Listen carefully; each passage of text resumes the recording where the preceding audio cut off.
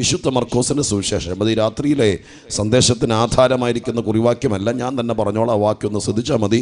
16-ാം അധ്യായത്തിൻ്റെ 19-20 വാക്യങ്ങൾ മർക്കോസിൻ്റെ സുവിശേഷത്തിലെ അവസാനത്തെ സ്തോത്രം 2 വാക്യങ്ങളാണ്. ആ സുവിശേഷം അവസാനിക്കുന്ന വാക്കുകളാണ്. ആ വാക്യം ഇങ്ങനെയാണ് പറയുന്നത്: ഇങ്ങനെ കർത്താവായ യേശു അവനോട് അരുളിച്ചതിന് ശേഷം സ്വർഗത്തിലേക്ക് എടുക്കപ്പെട്ടു, പിതാവിൻ്റെ വലത്തുഭാഗത്തിരുന്നു സ്തോത്രം എന്ന് പറഞ്ഞുകൊണ്ടാണ് ആ സുവിശേഷം അവസാനിക്കുന്നത്. സ്തോത്രം. ഏറ്റവും നല്ല രീതിയിൽ എഴുത്തുകാരൻ എന്ന നിലയ്ക്ക് മർക്കോസിൽ വ്യാപരിച്ച ദൈവത്തിൻ്റെ പരിശുദ്ധാത്മാവ് വളരെ പക്വതയോടെ എഴുതി നിർത്തിയതാണ്. യേശുക്രിസ്തുവിൻ്റെ ചരിത്രത്തിൽ എഴുതി നിർത്തിയത് ഇങ്ങനെയാണ്: യേശുക്രിസ്തു സ്തോത്രം അവരോട് അരുളിച്ചതിന് ശേഷം സ്വർഗത്തിലേക്ക് എടുക്കപ്പെട്ട് പിതാവിൻ്റെ വലത്തുഭാഗത്തിരുന്നു. സ്തോത്രം. 33.5 വർഷക്കാലം സ്വർഗത്തിൽ നിന്ന് ഇറങ്ങി വന്ന് ദൈവം മനുഷ്യനായി ഭൂമിയിൽ വന്ന് മനുഷ്യവർഗത്തിൻ്റെ പാപത്തിൻ്റെ പരിഹാരത്തിന് വേണ്ടി അവർ കഴിച്ച സ്തോത്രം കർമ്മങ്ങൾക്കും യാഗങ്ങൾക്കും വഴിപാടുകൾക്കും, എന്തിനേറെ പറയുന്നു, ദൈവം കല്ലിൽ കൊത്തിക്കൊടുത്ത യഹൂദന് കിട്ടിയ 5 വിധ യാഗങ്ങൾക്കും അവരുടെ പ്രമാണങ്ങൾക്കൊന്നും മനുഷ്യൻ്റെ പാപത്തിന് പരിഹാരം വരുത്താൻ കഴിയാതെ പോയപ്പോൾ മനുഷ്യനോടുള്ള അഗാധമായിരിക്കുന്ന സ്നേഹം കൊണ്ട് ദൈവം മനുഷ്യനായി താണഭൂമിയിൽ വന്ന് നമ്മളിൽ ഒരുവനെ പോലെ ഭൂമിയുടെ മധ്യഭാഗത്ത് മധ്യധരണിക്കടലിൻ്റെ തീരത്ത് പാലസ്തീൻ നാട്ടിൽ നമ്മളിൽ ഒരുവനെ പോലെ ജനിച്ച് 33.5 വർഷക്കാലം നമ്മുടെ ഇടയിൽ, മനുഷ്യൻ്റെ ഇടയിൽ പാർത്ത് സ്തോത്രം അനേകർക്ക് വേണ്ടി നന്മ ചെയ്ത് രോഗികളെ സൗഖ്യമാക്കി ഭൂതങ്ങളെ പുറത്താക്കി, എന്തിനേറെ പറയുന്നു, മരിച്ചവരെ പോലും ഉയർപ്പിച്ച് സ്തോത്രം താൻ ദൈവമാണെന്ന് തെളിയിച്ചു. അങ്ങനെ 10-90 വയസ്സ് വരെയും മാസ്മരികമായിരിക്കുന്ന അത്ഭുതങ്ങൾ നടത്തി ആളുകളുടെ കയ്യടി വാങ്ങിച്ച് ഈ നാട്ടിൽ സമാധിയായ, അല്ലെങ്കിൽ ലോകമധ്യത്തിലുള്ള സമാധിയായ ഒരു ചരിത്രപുരുഷനല്ല യേശു. തൻ്റെ ആയുസ്സിൻ്റെ മധ്യത്തിൽ 33.5 വയസ്സ് പ്രായമുള്ളപ്പോൾ മനുഷ്യവർഗത്തിൻ്റെ പാപത്തിൻ്റെ പരിഹാരത്തിന് വേണ്ടി അന്നത്തെ കാലത്തെ പ്രസിദ്ധമായ പ്രബുദ്ധരായ 5 കോടതികളിൽ പലവട്ടം വിസ്തരിക്കപ്പെട്ടിട്ടും നീതിമാനാണ്, കുറ്റം തെളിയിക്കാൻ കോടതികൾക്കോ ജഡ്ജികൾക്കോ കഴിയാതിരുന്നപ്പോഴും ദൈവിക കോടതിയുടെ നിയമനപ്രകാരം നമ്മുടെ പാപങ്ങളുടെ മോചനത്തിന് വേണ്ടി തന്നെത്താൻ അറുക്കപ്പെടാൻ ഏൽപ്പിച്ച ദൈവത്തിൻ്റെ കുഞ്ഞാടാണ് കർത്താവായ യേശു.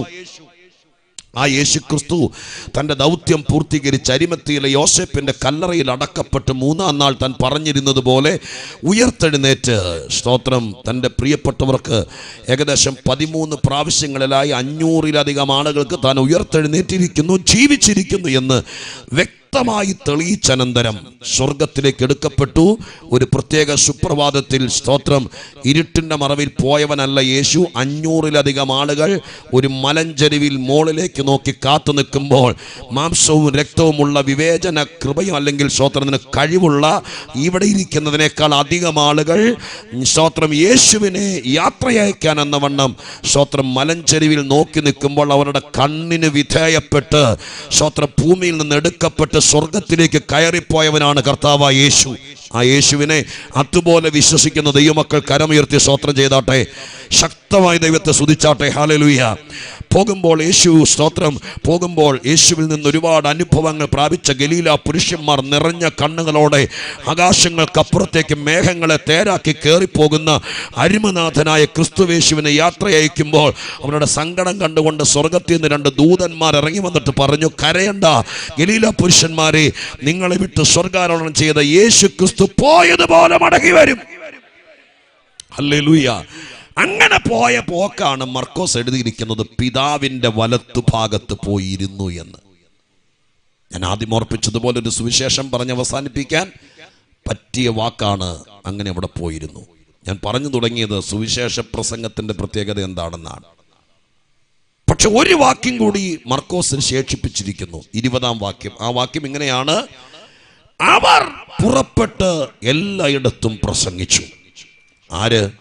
യേശുക്രിസ്തു പ്രസംഗം നിർത്തിയപ്പോൾ കർത്താവ് കൂടെ കൊണ്ട് നടന്ന് പഠിപ്പിച്ച സ്തോത്രം മുക്കുവരായ, സാധാരണക്കാരായ, ചുങ്കം പിരിച്ചു നടന്നവരായ, അങ്ങനെയുള്ള അപ്പോസ്തലന്മാരെന്ന് വിളിക്കപ്പെടുന്നവർ യേശു നിർത്തിയെടുത്ത് പ്രസംഗം തുടങ്ങി. അവരെ പുറപ്പെട്ട് എല്ലായിടത്തും പ്രസംഗിച്ചു.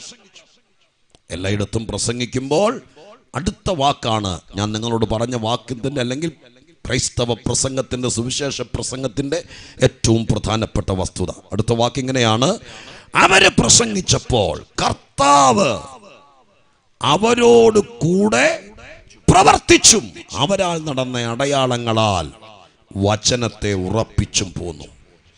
സ്തോത്രം. എന്നോടെ പറയാം, നിങ്ങൾക്ക് അത് വായനയിൽ ഗ്രഹിക്കാൻ പറ്റിയില്ലെന്ന് നിങ്ങളുടെ മൗനത കൊണ്ട് മനസ്സിലായി. സ്തോത്രം. ഒന്നോടെ ശ്രദ്ധിച്ചോളണം. എന്നിട്ട് സ്തോത്രം ദൈവസന്നിധിയിൽ അതിനെക്കുറിച്ച് അഭിമാനമുണ്ടെങ്കിൽ സ്തോത്രം പറഞ്ഞോളണം. ഇവിടെ എഴുതിയിരിക്കുന്ന എങ്ങനെയാണ്? അപ്പോസ്തലന്മാർ പത്രോസും യോഹന്നാനും അന്ത്രയോസും ഫിലിപ്പോസും തദായിയും മത്തായിയുമെല്ലാം മുക്കുവ കുടുംബങ്ങളിൽ, മുക്കുവ ഗ്രാമങ്ങളിൽ, കടലോരങ്ങളിൽ സ്തോത്രം യേശുവിനെ പ്രസംഗിക്കാൻ തുടങ്ങി. അങ്ങനെ യേശുവിനെ പ്രസംഗിക്കാൻ തുടങ്ങിയപ്പോൾ അല്പനേരം മുമ്പ് പറഞ്ഞതുപോലെ സ്വർഗത്തിൽ പോയിരുന്ന കർത്താവ് സ്വർഗത്തിൽ ഇരുന്നുകൊണ്ട് പ്രവർത്തിച്ചെന്നല്ല എഴുതിയിരിക്കുന്നത്, പിന്നെ അവരോട് കൂടെ പ്രവർത്തിച്ചു. അതിനർത്ഥം അത് നിന്നുപോയി എന്നല്ല. ഇന്നും ഞാൻ വിശ്വസിക്കുന്നു, എൻ്റെ സുവിശേഷ പ്രവർത്തനം നടക്കുന്ന നാട്ടിൽ നിന്ന് ഉച്ചയ്ക്ക് ശേഷമുള്ള ആരാധനയ്ക്ക് ശേഷം പ്രാർത്ഥിച്ചൊരുങ്ങി കുളിച്ച് എൻ്റെ വണ്ടി ഓടിച്ച് കർത്തൃദാസനും കുടുംബമായിട്ട് ഇവിടെ വന്ന് ഇന്ന് രാത്രി ഞാനിവിടെ കൊല്ലകയിൽ ദൈവത്തിൻ്റെ വചനം പ്രസംഗിക്കുമ്പോൾ ആ വചനം അതുപോലെ നിവർത്തിക്കുമെന്ന് വിശ്വസിക്കുന്നവനാ ഞാൻ. കാരണം എന്താ? ഇന്ന് രാത്രി മറ്റിതര പ്രസംഗങ്ങളെക്കാൾ ഏറ്റവും വലിയ പ്രത്യേകത, ഞാൻ പ്രസംഗിക്കുന്നത് സ്തോത്രം മരണത്തെ ജയിച്ച് മനുഷ്യവർഗത്തിന്റെ പാപപരിഹാരകനായി മനുഷ്യന് വേണ്ടി മരിച്ചടക്കപ്പെട്ട യേശുവിനെയാണ്. ആ കർത്താവ് യേശുവിനെ എവിടെ പ്രസംഗിക്കുന്നു അവിടെ യേശു പ്രവർത്തിക്കാൻ വരും. ഇന്ന് രാത്രികാലം ഞാൻ ആ വാക്കിനെ അതുപോലെ വിശ്വസിക്കുന്നു. യേശുവിനെ പ്രസംഗിക്കുന്നിടത്ത് കണ്ണുകൊണ്ട് കാണാൻ കഴിയില്ലെങ്കിലും പ്രസംഗം കേൾക്കാനല്ല, പ്രവർത്തിക്കാൻ വരും. സ്തോത്ര ഹല്ലേലൂയ. ലോക ചരിത്രത്തിലെ മഹാരഥന്മാർ, മൺമറഞ്ഞു പോയവർ, അവരെക്കുറിച്ചൊക്കെ പ്രസംഗം നടക്കുന്നുണ്ട്. ബഹുമാന പുരസ്സരം ഇന്ത്യയുടെ മഹാത്മാവെന്നറിയപ്പെടുന്ന, നമ്മളൊക്കെ ബഹുമാനിക്കുന്ന ഇന്ത്യയുടെ സ്തോത്രം സ്വാതന്ത്ര്യത്തിന് വേണ്ടി അടരാടിയ ശക്തനായ മലയാളി അല്ലെങ്കിൽ സ്തോത്രം ഓരോ ഭാരതീയൻ്റെയും ഹൃദയത്തിനകത്ത് സ്തോത്ര തേജസ്പുരിയായി നിൽക്കുന്ന മഹാത്മാഗാന്ധി അങ്ങകലെ ഡൽഹിയിൽ ശക്തിസ്ഥലിൽ യമുനാ നദീ തീരത്ത് അന്ത്യവിശ്രമം കൊള്ളുന്നു. ഇന്ന് രാത്രികാലം ഒരു പരീക്ഷണാർത്ഥം യേശുവിനെ മാറ്റി നിർത്തി ഞാൻ മഹാത്മാഗാന്ധിയെ കൊല്ലകയിൽ പ്രസംഗിച്ചാൽ 2.5 മണിക്കൂർ പ്രസംഗിച്ചാൽ ഡൽഹിയിൽ സമാധി കൊള്ളുന്ന മഹാത്മാഗാന്ധി കൊല്ലകയിൽ വരികയില്ല.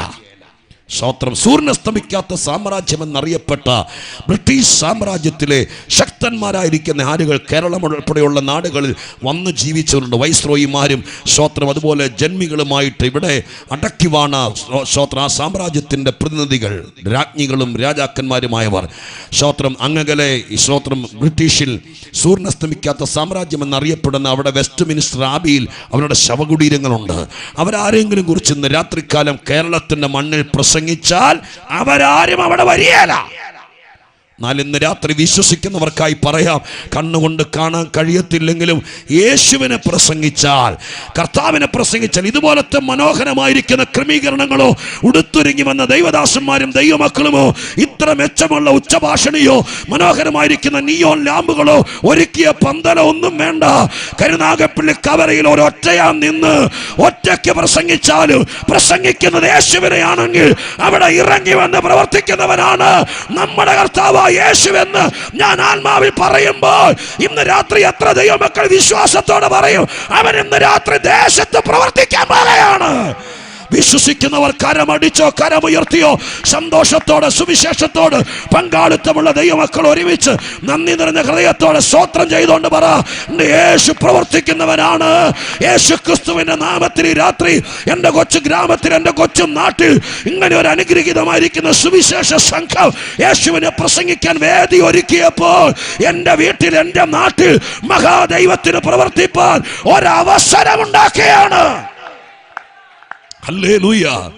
അതുകൊണ്ട് സഹൃദയരായ സഹോദരങ്ങളെ, ഈശ്വര വിശ്വാസമുള്ള പ്രബുദ്ധരായ നാട്ടിലെ നല്ലവരോട്, ഈ നാട്ടിൽ വന്ന്, നിങ്ങളുടെ നാട്ടിൽ വന്ന് സത്യവചനം പ്രസംഗിക്കാൻ അവസരം കിട്ടിയ ഒരു ദൈവദാസൻ എന്ന നിലയ്ക്ക് വിനീതമായി അഭ്യർത്ഥിക്കുന്നു, നിങ്ങൾ ഏതെങ്കിലും വിഷയത്തിൽ കഷ്ടതയിലാണോ, നിങ്ങൾക്ക് പരിഹരിക്കാൻ പറ്റാത്ത വിഷയങ്ങളാൽ നിങ്ങൾ വലയുകയാണോ, നിങ്ങൾ നിങ്ങളുടെ മക്കളെക്കുറിച്ച് ആകുലപ്പെടുകയാണോ, വിവാഹം ചെയ്ത് അയച്ചുവിട്ട മകൾ അവളുടെ ഭർതൃഗ്രഹത്തിൽ ഞരങ്ങുന്നത് കണ്ട് നീറി നൊമ്പരപ്പെടുന്ന ഒരു അപ്പനാണോ അമ്മയാണോ നിങ്ങൾ, മാരകമായ രോഗങ്ങളുടെ പിടിയിലമർന്ന് നിങ്ങളുടെ കുടുംബം ഒരു ശാപക്കെട്ടിലാണോ, മരുന്ന് മേടിക്കാൻ പോലും കാശില്ലാതെ നിങ്ങൾ അലയുന്ന ഒരാളാണോ, മാനസിക സമ്മർദ്ദം സമ്മർദ്ദം കൊണ്ട് പലവട്ടം മരിച്ചാൽ മതിയെന്ന് നിങ്ങളുടെ മനസ്സിനകത്തിരുന്ന് ആരോ പറയുന്നത് കൊണ്ട് നിങ്ങൾ ഭാരം സഹിക്കുന്നവരാണോ?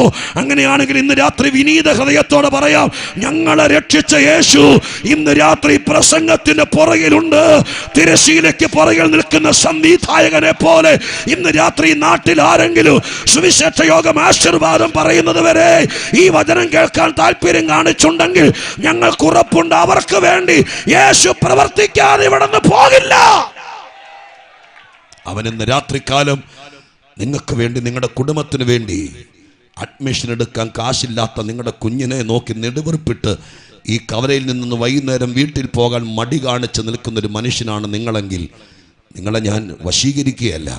സ്തോത്രം. കഥനമായ വേദനയിൽ സ്വപ്നങ്ങൾ വീണുടഞ്ഞൊരു കുടുംബത്തിൽ നിന്ന് ഇന്നേക്ക് 10, 25, 30 വർഷങ്ങൾക്ക് മുമ്പ് ഈ കർത്താവിനെ, ഞാൻ പ്രസംഗിക്കുന്ന കർത്താവ്, ഇതുപോലത്തെ ഒരു പ്രസംഗം, ഇത്രയും ക്രമീകരണങ്ങളൊന്നുമില്ലാത്ത ഒരാറ്റ് തീരത്ത് നടന്ന മൈക്ക് പോലും ഇല്ലാതിരുന്നൊരു പ്രസംഗ മധ്യത്തിലാണ് ഞങ്ങളുടെ വീട്ടിൽ പ്രവർത്തിച്ചത്.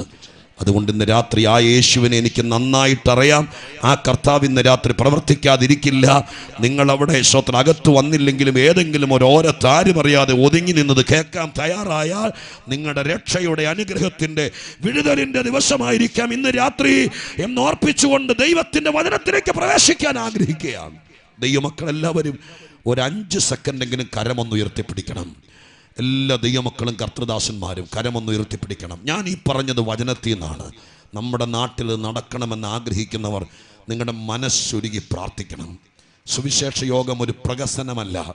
ഇത് സ്തോത്രം ശക്തി തെളിയിക്കാനുള്ള പ്രകടനവുമല്ല. ഞാൻ ഈ പറഞ്ഞതാണ് സത്യം. യേശുവിന് പ്രവർത്തിക്കാൻ ഒരവസരം. അതൊന്ന് ആത്മാർത്ഥമായി പറഞ്ഞേ, കർത്താവേ, ഇത് പ്രസംഗികരുടെ മാറ്റുരയ്ക്കുന്ന വേദിയല്ല, ഇത് കരുത്ത് തെളിയിക്കുന്ന വേദിയല്ല, ഇത് താലന്ത് ടെസ്റ്റ് ചെയ്യുന്ന സ്ഥലമല്ല. ഇതെൻ്റെ യേശുവിന് പ്രവർത്തിപ്പാൻ ദൈവമേ പാവപ്പെട്ട ദൈവമക്കൾ ഒരുക്കിയ ഒരവസരമാണ്. അതിന്ന് രാത്രി നിങ്ങളുടെ ഉള്ളുരുകി പ്രാർത്ഥിച്ചാൽ എൻ്റെ അകമഴിഞ്ഞ് ഞാൻ വിശ്വസിക്കുന്നു, ആരെങ്കിലും തൊടാതെ കർത്താവ് പോകില്ല, ആരോടെങ്കിലും മിണ്ടാതെ യേശു പോകില്ല, ആരെങ്കിലും വിടുവിക്കാതെ യേശു പോകില്ല. ഈ നാട്ടിൽ എൻ്റെ മനസ്സ് പറയുന്നു, എൻ്റെ ഉള്ളം കരഞ്ഞുകൊണ്ട് പറയുന്നു, സഹായിക്കാൻ ആരും ഇല്ലാത്തവരുണ്ട്, ആത്മഹത്യക്കല്ലാതെ വേറെ വഴിയില്ലെന്ന് പറയുന്നവരുണ്ട്. നിങ്ങളുടെ കരമുയർന്നിരിക്കുമ്പോൾ ക്രൂശിലേക്ക് നോക്കിയിട്ട് പറ, ഞങ്ങളുടെ നാട്ടിൽ ആരോടെങ്കിലൊക്കെ മിണ്ടിയിട്ടേ പോകാവൂ. ഈ ശബ്ദം ദൈവമേ ചിലരുടെ ഹൃദയത്തിൽ പതിഞ്ഞിട്ടേ പോകാവൂ. കർത്താവേ, നാളെ രാത്രി ഇവിടെ യോഗമില്ല, നീ അടുത്തൊരു യോഗം വെക്കുമ്പോഴേക്കും ഞങ്ങൾ ആരൊക്കെ ഇവിടെ ഉണ്ടാകുമെന്ന് അറിയില്ല. അതിനു മുമ്പ് കർത്താവ് തൊടണമേ എന്ന് പ്രാർത്ഥിച്ചാട്ടെ. പരിശുദ്ധ ദൈവമേ, സ്വർഗീയ പിതാവേ, അങ്ങയുടെ വചനം പറയാൻ അങ്ങയുടെ സന്നിധി നിൽക്കുകയാണപ്പാ. അങ്ങയെ നന്നായി പ്രസംഗിക്കാൻ, അങ്ങയുടെ ദൗത്യം ഇവിടെ പൂർണ്ണമാക്കാൻ അങ്ങ് എന്തിന് ലോകത്തിൽ വന്നു എന്ന്, അങ്ങ് ഇവിടെ വന്നതുകൊണ്ട് മാനവൻ എന്ത് ഗുണമുണ്ടായെന്ന് ഈ നാട്ടുകാർ അറിയാത്തവരറിയട്ടെ അപ്പ. അറിയുക മാത്രമല്ല, അറിവിൻ്റെ കൂടെ വിടുതലോടെ നടക്കട്ടെ അപ്പച്ച. സ്വർഗം അത് ചെയ്യുമെന്ന് വിശ്വസിക്കുന്നു. എന്നെ ഈ പുൽപ്പിറ്റിൽ തനിച്ച് നിർത്തരുത് കർത്താവേ. ഇത്രയും ദൈവമക്കളുടെ പിന്തുണയുണ്ട്, അവരുടെ സ്തോത്രമുണ്ട്, പ്രാർത്ഥനയുണ്ട്. എനിക്കത് പോര കർത്താവേ. എന്നെ വിളിച്ചവന്റെ സാന്നിധ്യത്തിന്റെ മറവിൽ ഇന്ന് രാത്രി പാതാള ഗോപുരങ്ങളെ തകർക്കാൻ, അന്ധകാര കോട്ടകളെ തകർക്കാൻ, അന്യായ ബന്ധനങ്ങളെ തകർക്കാൻ എന്റെ മേൽ ഒരിക്കൽ കൂടെ അവിടുത്തെ അഭിഷേകം, അവിടുത്തെ ആത്മശക്തി. യേശുവേ, മഹാദൈവമേ, മരണത്തെ ജയിച്ചവനെ, മനുഷ്യനെ സ്നേഹിക്കുന്നവനെ, അങ്ങയുടെ മഹാശക്തി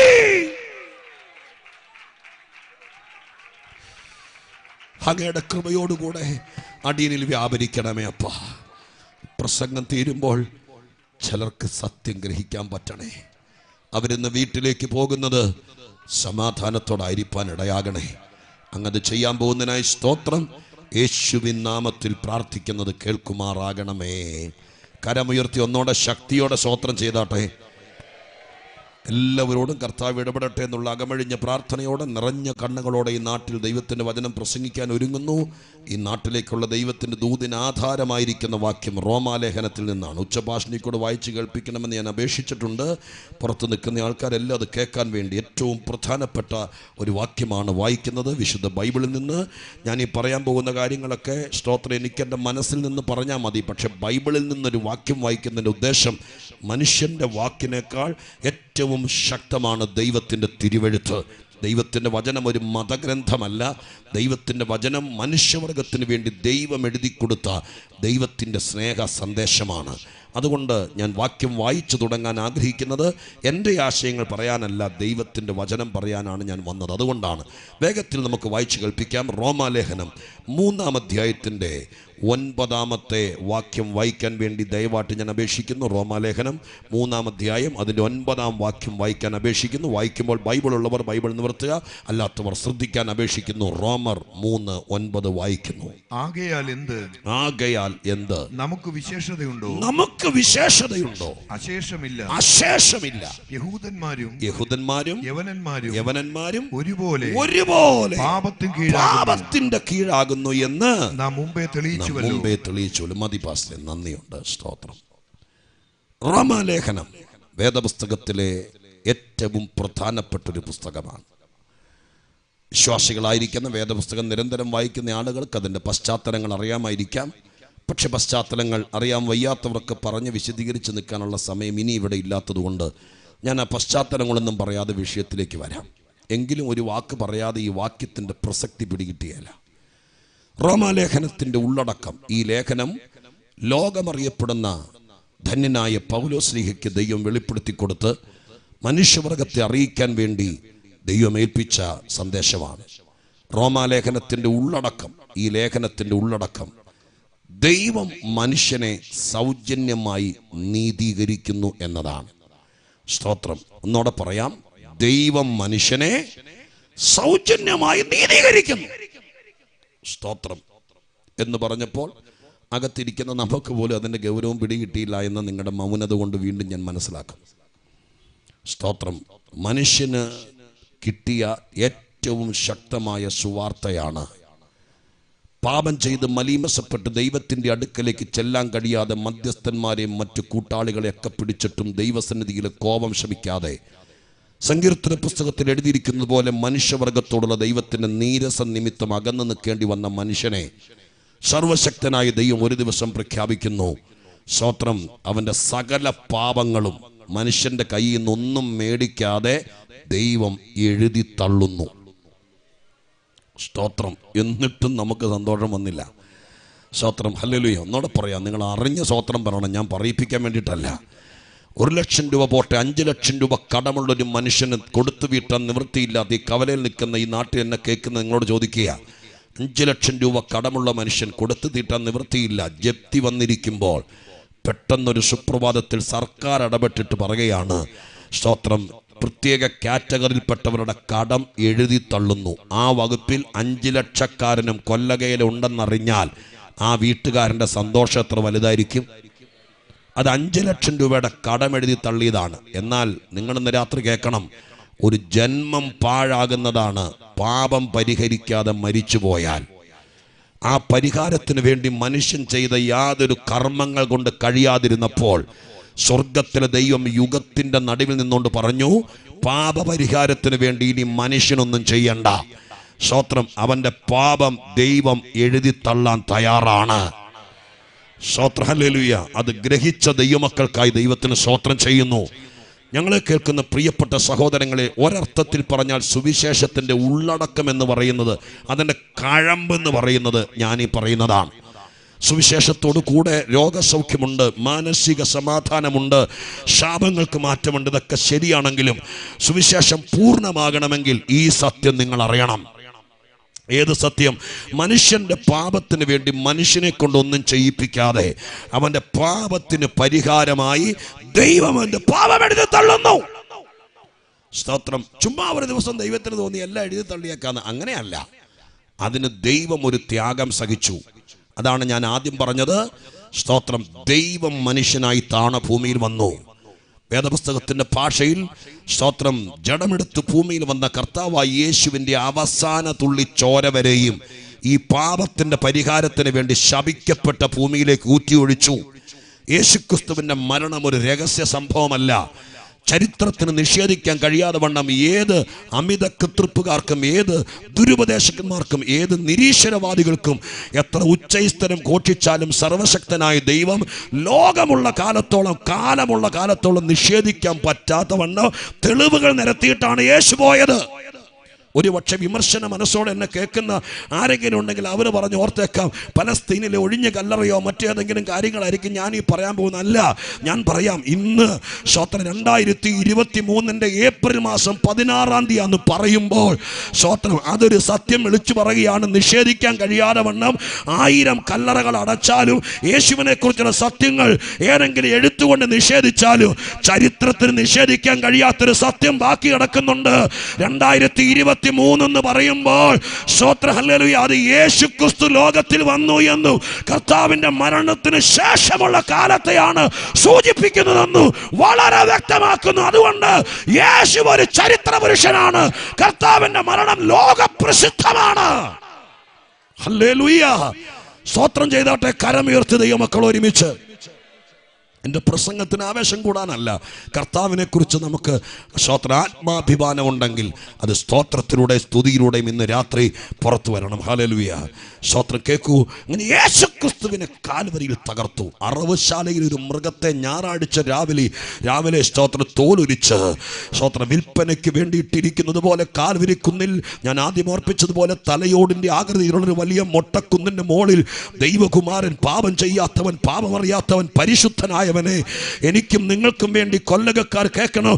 ഈ നാട്ടിലെ സകലമായ നിങ്ങളുടെ മതമല്ല, നിങ്ങളുടെ ജാതിയല്ല, നിങ്ങൾ മനുഷ്യനാണെങ്കിൽ മനുഷ്യന് വേണ്ടി പകരം മരിച്ചൊരു ഒരുത്തൻ ലോകത്തിലുണ്ടെങ്കിൽ അത് കർത്താവായ യേശു മാത്രമാണ്. യേശുവിന്റെ മരണം ഒരു പകരമരണമാണ്. ആർക്കുടെ പകരണം? ബറാബാസിന് പകരമല്ല, ഏതെങ്കിലും ഉന്നതന്മാർക്ക് പകരമല്ല. പിന്നെയോ ലോകത്തിൽ ജനിച്ചു മരിക്കുന്ന ആഗോള വ്യാപകമായ സകല മനുഷ്യർക്കും വേണ്ടി പകരം മരിച്ച ഒരുവനുണ്ടെങ്കിൽ നിങ്ങൾ ചരിത്രം അന്വേഷിക്കുക, അത് യേശുവിന്റെ മരണം മാത്രമാണ്.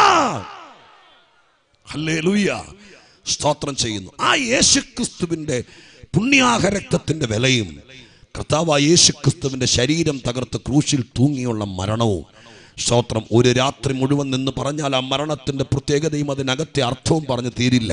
ഞാൻ സമയത്തെ ഭയപ്പെടുന്നത് കൊണ്ട് അവിടേക്ക് കിടക്കുന്നില്ല. ഒറ്റ വാക്ക് പറഞ്ഞു വിടാം. ആർക്കെങ്കിലുമൊക്കെ ഈ കാര്യത്തെക്കുറിച്ച് അറിയാൻ താല്പര്യം ഉണ്ടെങ്കിൽ സ്തോത്രം, നിങ്ങൾ ഈ കർത്തൃദാസന്മാരോടൊക്കെ ഒന്ന് പറഞ്ഞാൽ മതി. സ്തോത്രം, ആ കാര്യങ്ങളെക്കുറിച്ച് മനസ്സിലാക്കാം. വ്യക്തിപരമായി നിങ്ങളുടെ വീട്ടിൽ വന്ന് പറയണം. നിങ്ങൾക്കത് അറിയാൻ താല്പര്യമുണ്ടെന്ന് പറഞ്ഞാൽ ഒരു ദിവസം ഞാൻ അവധിയെടുത്താണെങ്കിലും കൊല്ലകയിൽ വരാം. ഈ കാര്യത്തെക്കുറിച്ച് തർക്കിക്കാനല്ല, അറിയാൻ ആഗ്രഹമുള്ള ആർക്കെങ്കിലും ഈ വിഷയത്തെക്കുറിച്ചൊരു സംശയം കിടക്കരുത്. അത്രയ്ക്ക് ലോകത്തിൽ നിങ്ങൾ വന്നിട്ട് അറിയേണ്ട ഏറ്റവും വലിയ സ്തോത്രം സംഭവമാണ് യേശു എന്തിന് ലോകത്തിൽ വന്നു എന്നും യേശു എന്തിന് ക്രൂശിൽ മരിച്ചു എന്നുള്ള വസ്തുത. അതിനെക്കുറിച്ച് നിങ്ങളുടെ അറിവിലേക്കും ചിന്തയിലേക്കും പഠനത്തിലേക്കും നിങ്ങളെ തന്നെ ഏൽപ്പിച്ചുകൊണ്ട് വിഷയത്തിലേക്ക് വരികയാണ്. അങ്ങനെ യേശുക്രിസ്തു എന്ന ദൈവകുമാരൻ്റെ സ്തോത്രം പാപപരിഹാര ബലി നിമിത്തം യേശുവിൻ്റെ മരണത്തിൽ ആരെങ്കിലും വിശ്വസിച്ചാൽ അവർക്ക് ഇനി ശിക്ഷാവിധിയില്ല എന്ന് ദൈവം പ്രഖ്യാപിക്കുന്നു. ആ പ്രഖ്യാപനം ലോകത്തിലെ സകല മനുഷ്യരും അറിയണമെന്ന് ദൈവം ആഗ്രഹിച്ചത് കൊണ്ടാണ് അത്യാധുനിക യുഗത്തിൽ, ഈ കമ്പ്യൂട്ടർ യുഗത്തിലും ഇതുപോലെ ദൈവത്തിൻ്റെ വചനത്തിലൂടെ ഈ കാര്യം അറിയിക്കുന്നത്. രാത്രി ഞാൻ പറയുന്നതിൻ്റെ ഉള്ളടക്കം ഇത്രയേ ഉള്ളൂ. നിങ്ങൾ സ്തോത്രം ജീവിതത്തിൽ ശാപവും പാപവും ഒക്കെ പേറി എന്തൊക്കെ ചെയ്താലും മനസ്സിന് സ്വസ്ഥതയില്ലാത്ത, ആത്മീകത്തിൻ്റെ പേരിൽ നിങ്ങളുടെ ജീവിതം ധന്യമാകാൻ, നിങ്ങളുടെ കുടുംബത്തിൻ്റെ കയ്പ് മാറാൻ, വേദന മാറാൻ നിങ്ങൾ ചെയ്തു വെക്കുന്ന സകല കർമ്മങ്ങൾക്കും അപ്പുറം ദൈവപുത്രൻ ക്രൂശിൽ മരിച്ചിട്ടുണ്ട്. നിങ്ങളവനെ വിശ്വസിച്ചാൽ സ്തോത്രം പാപപരിഹാരം ഉണ്ടാകുമെന്നുള്ളതിൻ്റെ ദൂതാണ് ഈ റോമാലേഖനത്തിനകത്ത്. പക്ഷേ അങ്ങനെ ഒരു ദൂത് ഇവിടെ അവതരിപ്പിക്കുമ്പോൾ സ്തോത്രം, പൗലോസിൻ്റെ എഴുത്തുകാരനായിരിക്കുന്ന പൗലോസിൻ്റെ സ്വഭാവം എന്തെങ്കിലും എഴുതി എന്തെങ്കിലും പറഞ്ഞ് അവസാനിപ്പിക്കുകയല്ല. ആളുകൾക്ക് തെറ്റിദ്ധാരണ വരാതിരിപ്പാൻ പഴുതടച്ച് എഴുതുന്ന സ്തോത്രം ശക്തനും ധീരനുമായിരിക്കുന്ന ഒരു എഴുത്തുകാരനാണ് വേദപുസ്തകത്തിൻ്റെ പുതിയ നിയമത്തിൻ്റെ എഴുത്തുകാരിൽ അധികായനായിരിക്കുന്ന പൗലോസ്ലീഹ. അതുകൊണ്ട് അദ്ദേഹം എന്തിനാണ് മനുഷ്യന് നീതീകരണം ആവശ്യമായിരിക്കുന്നത് എന്ന വിഷയത്തിന് വേണ്ടി ഒരു ചോദ്യം എടുത്തിടുകയാണ്. സ്തോത്രം, നമ്മൾ വായിച്ച് 3:9. നിങ്ങൾ ആ ചോദ്യം കണ്ടോ? ചോദ്യം ഇതാണ്: ആകയാൽ എന്ത് നമുക്ക് വിശേഷതയുണ്ടോ എന്ന് ചോദിച്ചിട്ട് ചോദ്യകർത്താവ് തന്നെ മറുപടി പറയുന്നു. എന്താ മറുപടി? അശേഷമില്ല. അശേഷമില്ല. ഒന്നോടെ തെളിച്ചു പറയാം. വേദപുസ്തകത്തിനകത്ത് ഏകദേശം 3260 ചോദ്യങ്ങളുണ്ട്. 3260ഓടത്തോളം ചോദ്യങ്ങൾ. ആ ചോദ്യങ്ങളൊക്കെ വേദപുസ്തകം വായിക്കാൻ തൽപരരാണ് നിങ്ങളെങ്കിൽ നിങ്ങൾ വേദപുസ്തകം വായിക്കുമ്പോൾ ഏറ്റവും ശക്തമായിരിക്കുന്ന ചോദ്യങ്ങൾ സ്തോത്രം ഇതിനകത്തുണ്ട്. അതിൻ്റെ മറുപടി അവിടെ തന്നെയുണ്ട്. ഈ കവലെ ഞങ്ങളെ കേൾക്കുന്ന ആർക്കെങ്കിലും ബൈബിൾ ഇല്ലെങ്കിൽ സ്തോത്രം യോഗം കഴിയുമ്പോഴൊന്ന് പറഞ്ഞാൽ മതി. നിങ്ങൾ വേദപുസ്തകം വായിക്കാൻ സന്നദ്ധനാണെങ്കിൽ ഈ വക ചോദ്യങ്ങൾ ഏറ്റവും ശക്തമാണ്. ബൈബിളിലെ ചോദ്യങ്ങൾ ഏറ്റവും പ്രസിദ്ധമാണ്. സ്തോത്രം. ദൈവം മനുഷ്യനോട് ചോദിച്ചത്, മനുഷ്യൻ ദൈവത്തോട് ചോദിച്ചത്, പിശാച് മനുഷ്യനോട് ചോദിച്ചത്, മനുഷ്യൻ മനുഷ്യനോട് ചോദിച്ചത് തുടങ്ങിയ ഒട്ടനവധി ചോദ്യങ്ങൾ, 3260ഓളം ചോദ്യങ്ങൾ വിശുദ്ധ ബൈബിളിനകത്തുണ്ട്. അതിലൊരു ചോദ്യമാണ് ഈ ചോദ്യം. ചോദ്യം ഇതാണ്: ആകയാൽ എന്ത്? നമുക്ക് വിശേഷതയുണ്ടോ? അശേഷമില്ല. നമുക്ക് എന്ന് എഴുത്തുകാരനെ കൂടി ചേർത്ത് പറയുകയാണ്. ചിലപ്പോൾ പ്രഥമ ദൃഷ്ടിയ വായിക്കുമ്പോൾ തെറ്റിദ്ധാരണ ഉണ്ടായേക്കാം. നമുക്ക് എന്നുദ്ദേശിച്ചത് ആരെയാണ്? ഏതെങ്കിലും പ്രത്യേക വിഭാഗത്തെയാണോ? ഏതെങ്കിലും പ്രത്യേക സഭക്കാരെയാണോ? ഏതെങ്കിലും പ്രത്യേക ജാതികളെയാണോ? ആരെ ഉദ്ദേശിച്ചാണ് ഈ നമുക്കെന്ന് പറഞ്ഞത്? റോമയിൽ ഒരു സഭയുണ്ട് അന്നത്തെ കാലത്ത്. ആ സഭയ്ക്കാണ് റോമാലേഖനം എഴുതുന്നതെന്ന് വേദപുസ്തകം വായിക്കുന്ന ദൈവദാസന്മാർക്കും ദൈവമക്കൾക്കും അറിയാം. അപ്പോൾ റോമാ സഭക്കാരെ കൂടി ഉൾപ്പെടുത്തിക്കൊണ്ട് പൗലോസ് ഉൾപ്പെട്ട് നിൽക്കുന്ന ദൈവത്തിൻ്റെ സഭയുടെ പ്രതിനിധിയാണല്ലോ അദ്ദേഹം. അപ്പോൾ റോമാ സഭക്കാരെ ഉൾപ്പെടുത്തിക്കൊണ്ട് സഭക്കാരോട് പറയുക, ദൈവമക്കളെ, നമുക്കെന്തെങ്കിലും വിശേഷതയുണ്ടോ? അശേഷം ഇല്ല എന്നാ പറയുന്നതെങ്കിൽ ഞാൻ മൈക്ക് താത്തി വെച്ച് വീട്ടിൽ പോവുക നല്ലത്. കാരണം ഒരു വിശേഷതയില്ലാത്തവരുടെ കൂട്ടത്തിലേക്ക് പ്രാർത്ഥനയ്ക്ക് വരാൻ വിളിക്കാൻ നമുക്ക് സ്തോത്രത്തിൻ്റെ ആവശ്യമുണ്ടോ? സഭയ്ക്ക് യാതൊരു വിശേഷതയില്ല, ദൈവമക്കൾക്ക് യാതൊരു വിശേഷതയില്ലെന്നാണ് അദ്ദേഹം പറഞ്ഞു വെച്ചതെങ്കിൽ പിന്നെ സുവിശേഷത്തിന് അർത്ഥമില്ലാതെ പോകും. പൗലോസ് നമുക്ക് വല്ല വിശേഷതയുണ്ടോ എന്ന് ചോദിച്ചത്, സ്തോത്രം, രക്ഷിക്കപ്പെട്ട് വീണ്ടെടുക്കപ്പെട്ട ദൈവമക്കൾക്ക് വിശേഷതയുണ്ടോ എന്നാണെന്ന് കേൾവിക്കാരായ അകത്തും പുറത്തും നിൽക്കുന്നവർ തെറ്റിദ്ധരിക്കരുത്. പിന്നെ ആരെയാ ഉദ്ദേശിച്ചത്? ഇവിടെ മനുഷ്യനെയാണ് പൗലോസ് അവതരിപ്പിക്കുന്നത്. ആദ്യത്തെ 2-3 അധ്യായങ്ങളിൽ അത് യവനനെന്നില്ല, യഹൂദനെന്നില്ല, എല്ലാവരും എന്ന വാക്ക്, എല്ലാവരും എന്ന വാക്ക് ഉദ്ദേശിക്കുന്നത് ആഗോള വ്യാപകമായ മനുഷ്യവർഗമാണ്.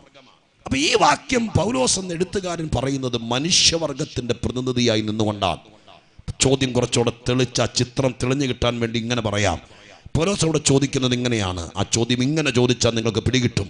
ആകയാൽ എന്ത്? മനുഷ്യന് എന്തെങ്കിലും വിശേഷതയുണ്ടോ? അങ്ങനെയാണ് വാസ്തവത്തിൽ ആ ചോദ്യം വരേണ്ടത്. ഒരു സഭയെയോ ഒരു മതത്തെയോ ഒരു കൂട്ടം ആളുകളെയോ ഉദ്ദേശിച്ചുകൊണ്ടല്ല, മനുഷ്യനെ ഉദ്ദേശിച്ചുകൊണ്ടാണ്. ഇപ്പം ആ ചോദ്യത്തെ ഞാൻ വേദപുസ്തകം തിരുത്തുമല്ല, നിങ്ങൾക്ക് മനസ്സിലാക്കി തരുന്നു. ചോദ്യം ഇതാണ്: മനുഷ്യൻ എന്തെങ്കിലും വിശേഷതയുണ്ടോ? മറുപടി അശേഷമില്ല എന്ന് പറഞ്ഞാലും ഗുരുതരമായ പ്രശ്നമാണ്. അഭ്യസ്തവിദ്യരായ മാന്യരായ കരുനാപ്പള്ളിയിലും പരിസരത്തും ജോലി ചെയ്ത് ജീവിക്കുന്ന, അഭിമാനത്തോടെ ജീവിക്കുന്ന ആളുകളുടെ അടുക്ക വന്നിട്ട്, തിരുവല്ലക്കാരനായിരിക്കുന്ന ഞാൻ വന്നിട്ട് മനുഷ്യന് യാതൊരു വിശേഷതയില്ലെന്ന് പറഞ്ഞിട്ട് പോയാൽ നിങ്ങളെ ബ്ലെയിം ചെയ്തിട്ട് പോയി എന്ന് പറയും. അതും എൻ്റെ തൊഴിലിന്, എൻ്റെ ശുശ്രൂഷയ്ക്ക് ചേർന്നതല്ല. പിന്നെ എന്തുകൊണ്ട് ഇവിടെ അങ്ങനെ പറയേണ്ടി വന്നു? മനുഷ്യനൊരു വിശേഷതയില്ലേ? സ്തോത്രം.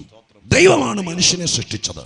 ലോകത്തിൽ പല ചിന്താഗതികൾ അതിനോട് ബന്ധപ്പെട്ടൊക്കെ ഉണ്ടായേക്കാം. പക്ഷേ വിശ്വസനീയവും നിലനിൽക്കുന്നതുമായിരിക്കുന്ന സത്യം, എങ്ങനെയാണ് മനുഷ്യനുണ്ടായത്, എങ്ങനെയാണ് പ്രപഞ്ചമുണ്ടായത് എന്നിത്യാദി കാര്യങ്ങളെക്കുറിച്ചുള്ള സ്തോത്രം വാസ്തവമായിരിക്കുന്ന സത്യം വിശുദ്ധ ബൈബിളാണ് പരാമർശിക്കുന്നത്.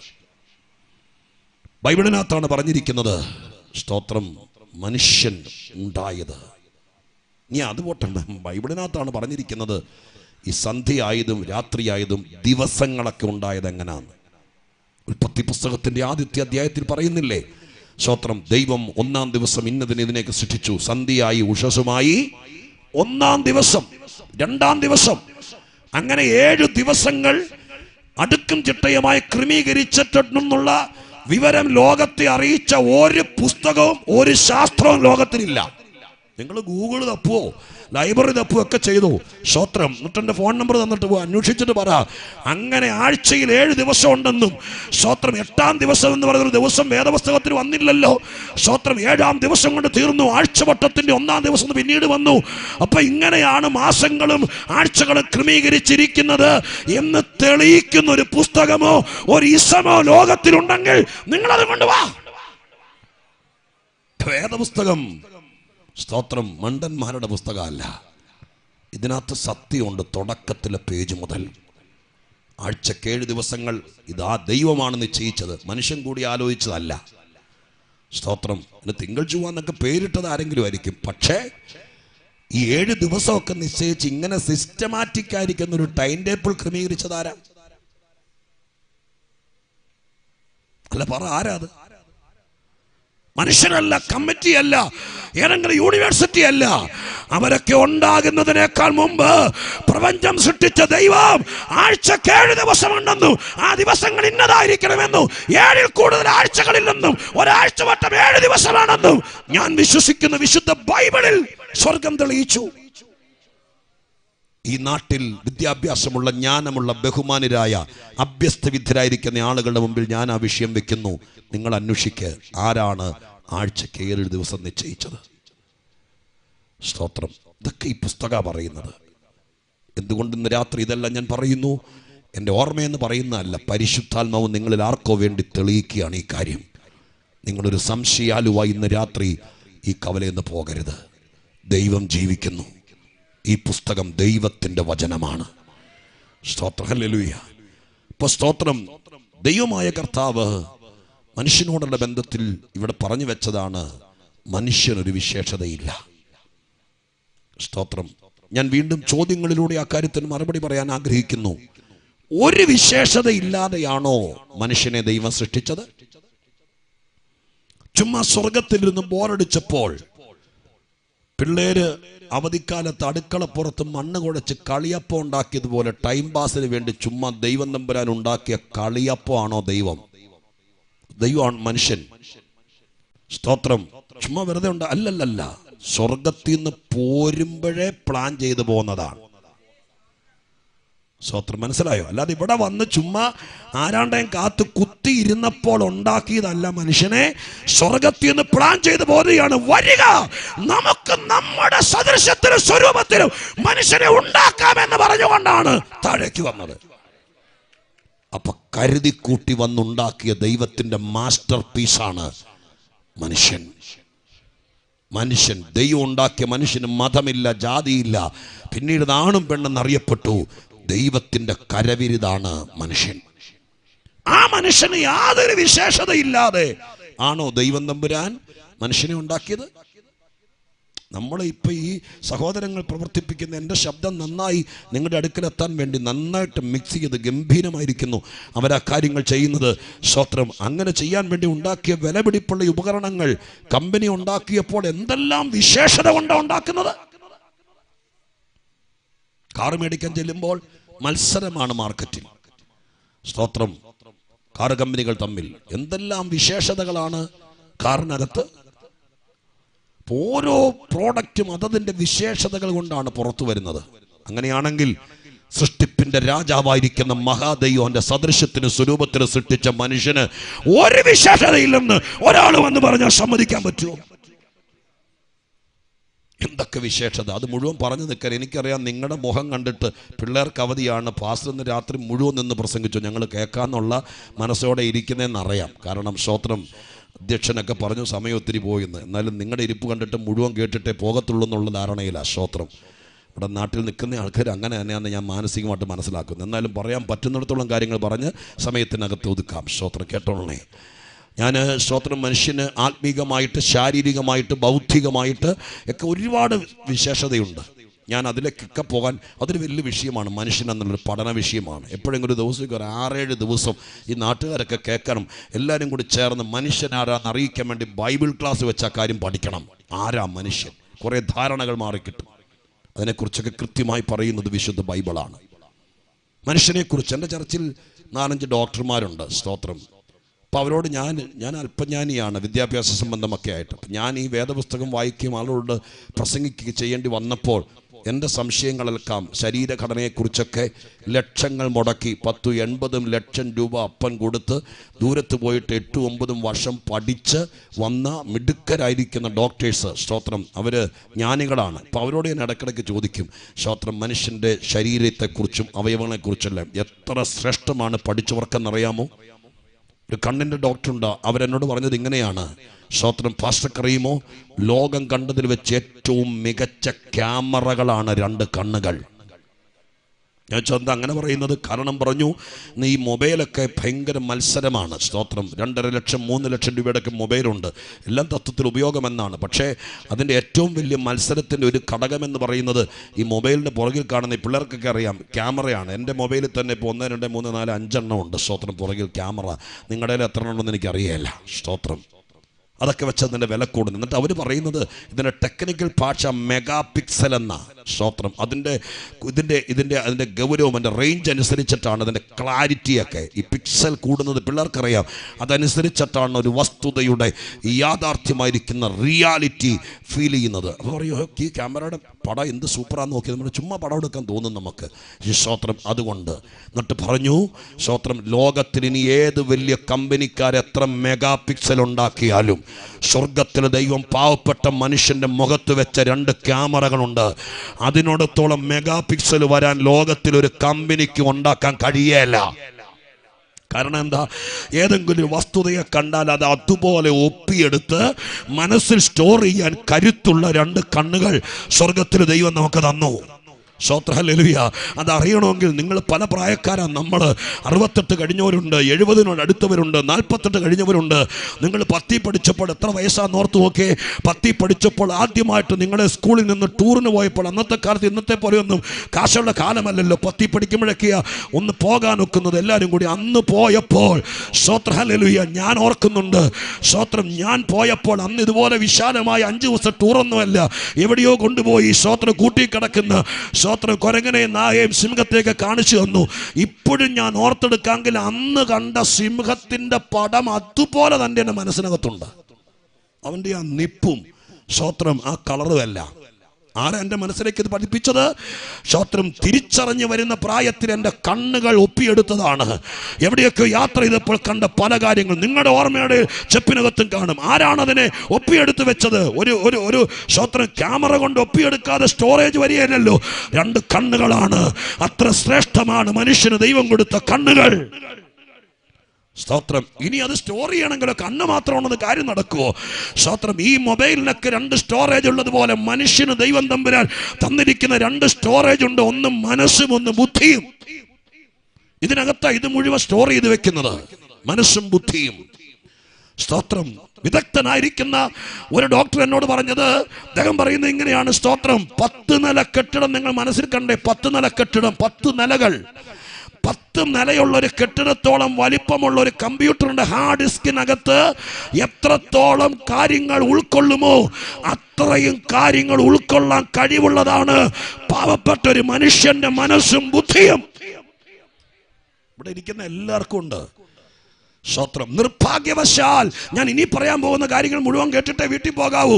ഇത്ര കരുത്തും കഴിവുമുള്ള ഇതെല്ലാം നിർഭാഗ്യവശാൽ മനുഷ്യനിൽ നിന്ന് അടർത്തി മാറ്റിയ ഒരു വഞ്ചന മനുഷ്യനോട് നടന്നു. അത് ഇന്ന് രാത്രിക്കാലം നമ്മുടെ കുഞ്ഞുങ്ങളൊക്കെ ഞാൻ പലപ്പോഴും ഓർക്കും. സ്തോത്രം. ഒരുപാട് പേരുടെ പ്രാർത്ഥനാ വിഷയങ്ങൾ കേൾക്കാൻ അവസരമുണ്ടായത് നിങ്ങളറിയുന്ന പോലെ ഈ പവർഷനൊക്കെ പ്രസംഗിക്കാൻ തുടങ്ങുമ്പോഴാ. സ്തോത്രം. 10ാം ക്ലാസ് പാസ്സാകാൻ വേണ്ടി നമ്മുടെ കുഞ്ഞുങ്ങൾ എന്ത് പാടുപെടും. എനിക്കും പിള്ളേരുണ്ട്. പഠിക്കാൻ വേണ്ടി ഒരു പാടുപെടുകയാണ്. നിലയില്ലാത്ത വെള്ളത്തിൽ കയ്യും കാലിട്ട് തുഴയുന്നത് പോലെയാണ്. സ്തോത്രം. മെമ്മറിയിൽ ഇരിക്കാൻ വേണ്ടി പരീക്ഷ അവർക്ക് ടെൻഷനാണ്. IELTS ഒക്കെ 5-6 പ്രാവശ്യം എഴുതിയിട്ട് ജയിക്കാത്തവരുണ്ട്. സ്തോത്രം. ഹല്ലേലൂയ. മനുഷ്യനെ ദൈവം സൃഷ്ടിച്ചത് ഇതുപോലെ 10 വട്ടം തോറ്റ് തെങ്ങ കയറുന്നത് പോലെ ഭാരപ്പെടാനല്ല. അവനെ ദൈവത്തിന്റെ സദൃശ്യത്തിന് സ്വരൂപത്തിന് സൃഷ്ടിച്ചപ്പോൾ സർവശക്തൻ കൊടുത്ത ജ്ഞാനം എന്താ, ബുദ്ധി എന്താന്ന് ഇന്ന് രാത്രി പറയാൻ എനിക്ക് സമയം പോരാ. അത്രയ്ക്ക് ശക്തമായി സൃഷ്ടിച്ച മനുഷ്യൻ ഇന്ന് ഞാൻ ആദ്യം പറഞ്ഞതുപോലെ മറുകര കയറാൻ ഭാരപ്പെടുന്നത് പോലെ നമ്മുടെ കുഞ്ഞുങ്ങൾ ഓരോരുത്തരും 10ാം ക്ലാസ്സിലെ സയൻസ് പാസ്സാകാൻ ഭാരപ്പെടുമെങ്കിൽ അതിന്റെ പുറകിൽ എന്റെ മുമ്പിലിരിക്കുന്ന കുഞ്ഞുങ്ങളെ നിങ്ങളെങ്കിലും അറിയണം, ഒരു വഞ്ചന നടന്നിട്ടുണ്ട്. ഇന്ന് രാത്രി പ്രസംഗം കേട്ട് യേശു നമുക്ക് വേണ്ടി ചെയ്ത കാര്യം തിരിച്ചറിഞ്ഞാൽ സ്വർഗത്തിലെ ദൈവം നിന്റെ ബുദ്ധി തുറന്ന് നിന്റെ കഴിവ് വർദ്ധിപ്പിച്ച് മടക്കി അയക്കുകയുള്ളൂ. അതുകൊണ്ട് നിങ്ങളുടെ കുഞ്ഞുങ്ങളുടെ നന്മയ്ക്കെങ്കിലും നിങ്ങളിത് കേൾക്കാതെ പോകരുത്. ഹല്ലേലൂയ. ഇത്രയ്ക്ക് അപാര കഴിവുള്ളവനായിരുന്നു മനുഷ്യൻ. സ്തോത്രം. ഇതെല്ലാം മനസ്സും ഇതല്ല, അത്ഭുതകരവും അതിശയവുമായി സൃഷ്ടിക്കപ്പെട്ട മനുഷ്യൻ, ഇത്രയ്ക്ക് കഴിവുള്ളവൻ. സ്തോത്രം. ഇനി എനിക്ക് പറഞ്ഞു നിൽക്കാൻ വിസ്തരിക്കാൻ സമയം പോരാ.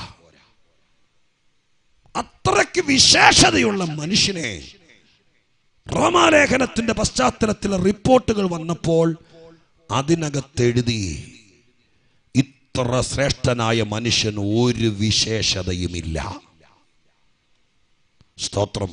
എന്തുകൊണ്ടാണ്? കാലം വരുത്തിയ മാറ്റമാണോ, ജരാനരകൾ വരുത്തിയ മാറ്റമാണോ? ഇതൊന്നുമല്ല സത്യം. അതിന്റെ തൊട്ടു താഴെയുള്ള ഭാഗത്ത് എഴുതിയിരിക്കുന്നത് ഇങ്ങനെയാണ്.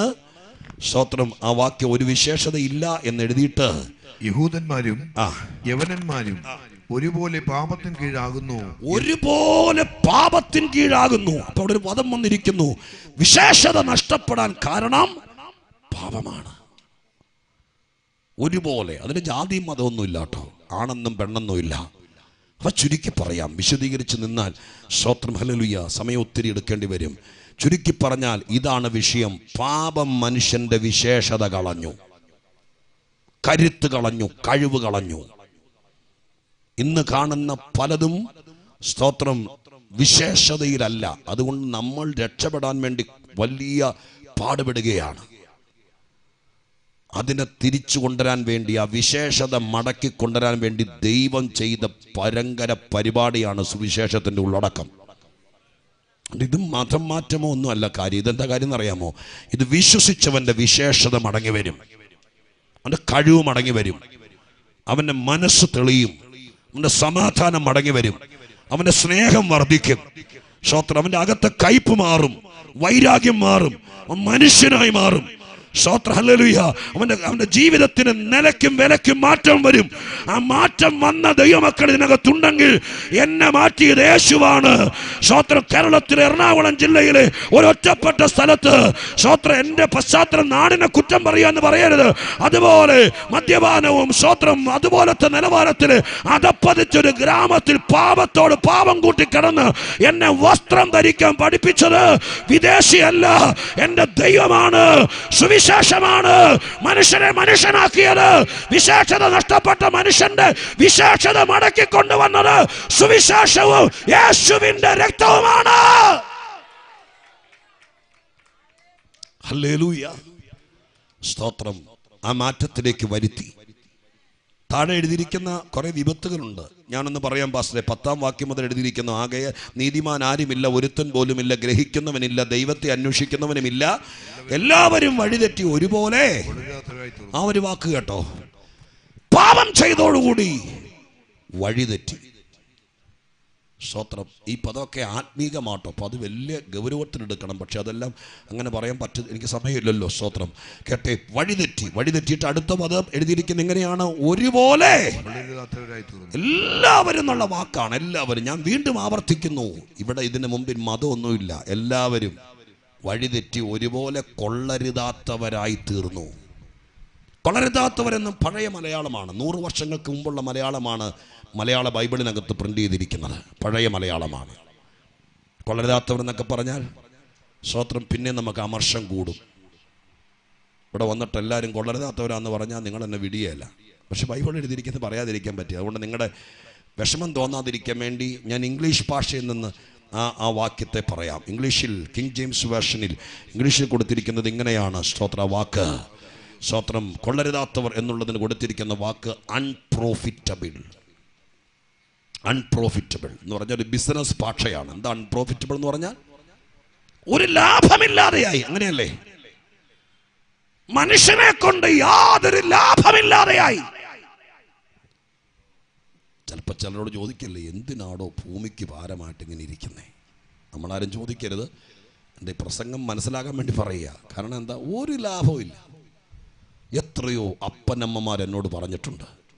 ഞാൻ ആദ്യം ഓർപ്പിച്ചതുപോലെ 12ാം ക്ലാസ് വരെ യാതൊരു കുഴപ്പമില്ലാതെ പഠിച്ച അമ്മയുടെ സാരിത്തുമ്പെ ചുറ്റി നിന്ന് അപ്പൻ പറയുന്നതിനൊക്കെ അപ്പുറത്തേക്ക് പോകാതെ നിഷ്കളങ്കനായി വളർന്നു വന്ന കുഞ്ഞിനെ പ്രാർത്ഥിച്ച് കണ്ണീരോടെ ലക്ഷങ്ങൾ മുടക്കി ഏതോ പട്ടണത്തിലേക്ക് പഠിക്കാൻ വിട്ടു. അവിടെ ചെന്നപ്പോൾ പഠനത്തിൽ നിന്ന് അവൻ്റെ മനസ്സ് മാറി, അല്ലെങ്കിൽ അവളുടെ മനസ്സ് മാറി, താളം പിഴച്ചു. ഇവിടെ എഴുതിയിരിക്കുന്ന പോലെ വഴിതെറ്റി. സ്വത്രം വഴിതെറ്റിയിട്ടവൻ പഠിക്കാൻ പറ്റാതെയായി, ദാഷ്ട്യക്കാരനായി, അപ്പനോട് കയർക്കുന്നവനായി. തിരിച്ചു വരിക എന്ന് പറഞ്ഞ് അമ്മ കാല് പിടിച്ച് പറഞ്ഞു നോക്കി, മോനെ സ്വത്രം എത്ര മുടക്കിയതാണ്, അതിൻ്റെ സർട്ടിഫിക്കറ്റെല്ലാം അവിടെ കിടക്കുക. അവൻ സമ്മതിക്കുകയില്ല. അവൻ്റെ സർട്ടിഫിക്കറ്റ് വിഷയമല്ല. അവൻ എന്തിനകത്ത് കുരുങ്ങി. അങ്ങനെ വന്ന് വീടിനകത്ത് കയറി വാതിലടച്ച് ആരോടും മിണ്ടാതെ, അപ്പനോട് മിണ്ടാതെ, അമ്മയോട് വിടാതെ, അവൻ്റെ ചേട്ടനോടും പെങ്ങളോടും മിണ്ടാതെ, അവൻ്റെ വീട്ടിലെ യാതൊരു ഫംഗ്ഷനിലും പങ്കെടുക്കാതെ, ഷെയ്വ് ചെയ്യാതെ, പല്ല് പോലും തേക്കാതെ, അങ്ങനെ വീടിനകത്ത് സീമന്തപുത്രൻ ഒതുങ്ങിപ്പോയ എത്രയോ ദുഃഖ സത്യങ്ങൾ. ഇന്ന് രാത്രി മക്കളൊക്കെ വീട്ടിലുണ്ടെങ്കിൽ അറിഞ്ഞുകൊണ്ട് സ്വത്രം പറഞ്ഞോളണം. ഒരുപാട് അപ്പനമ്മമാർ പെറ്റു വളർത്തിയിട്ട് അൺപ്രോഫിറ്റബിൾ ആയി പോയി. ഒരു ലാഭമില്ല. 10 മാസം ചുമ്മിയത് വെറുതെയായി, കഷ്ടപ്പെട്ടത് വെറുതെയായി. മുണ്ട് മുറുക്കി കൊടുത്ത് അറേബ്യൻ രാജ്യത്ത് പോയി ഏതെങ്കിലും മണൽക്കാട്ടിലെ ലേബർ ക്യാമ്പിൽ കിടന്ന് വീട്ടുകാരറിയാതെ കഷ്ടപ്പെട്ട് 2 വർഷത്തിൽ ഒരു മാസം ഔദാര്യമായി കൊടുക്കുന്ന കമ്പനി ടിക്കറ്റിൽ മക്കളെ സ്നേഹിച്ച് കടം മേടിച്ച കാശ് കൊണ്ടൊരു പെട്ടി നിറച്ച് 40 കിലോ സാധനം തൂക്കിക്കൊണ്ടുവന്ന് ഇവിടെ മക്കളെ വളർത്തിയ പല അപ്പന്മാർക്കും ഇന്ന് നെഞ്ചു തിരുമ്മി കരയുക. കാരണം എന്താ? മക്കൾ അൺപ്രോഫിറ്റബിൾ ആയി പോയി. ഹല്ലേലൂയ. അങ്ങനെ വന്ന ഒരപ്പൻ്റെ വേദന നിങ്ങൾക്ക് മനസ്സിലാക്കാൻ പറ്റുമെങ്കിൽ അതിൻ്റെ 10,000 മടങ്ങ് വേദനയാണ് സ്വന്തം സദൃശ്യത്തിലും സ്വരൂപത്തിലും സൃഷ്ടിച്ച മനുഷ്യൻ തിരിഞ്ഞു നിന്നിട്ട് ദൈവമില്ലെന്നും ദൈവമല്ലാത്ത പലതിനെയും ദൈവമാണെന്നും പറയുമ്പോൾ സ്വർഗത്തിലെ ദൈവം എഴുതിയ ഭാഷയാണ്, അവർ അൺപ്രോഫിറ്റബിൾ ആയി പോയി.